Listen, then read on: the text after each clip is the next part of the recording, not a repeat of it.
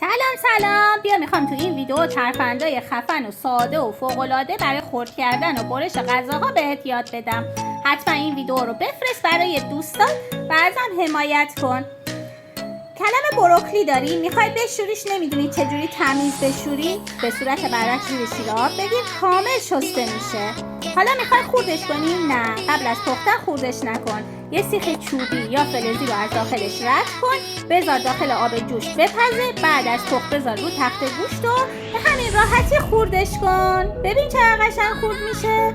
حالا میخوای انگورتو دون کنی؟ میخوای یه راه راحت بهت بگم؟ بذارش لای یه پارچه تمیز و ماساژش بده. وقتی خستگیش در رفت به همین راحتی جدا میشه. پستا رو میخوای با 2 انگشتات باز کنی، انگشتای شستت همیشه زخم میشه، هممون زخم خورده ایم. این کارو نکن. طبق همین ویدیو فشارش بده، مغز از پوستش جدا میشه. میخوای نمک بریزی، از تو نمکدون شیشه‌ای چسبیده بهش نمیشه. یه ظرف شیشه‌ای دیگه بردار، رو پشتش بکش، به همین راحتی میریزه.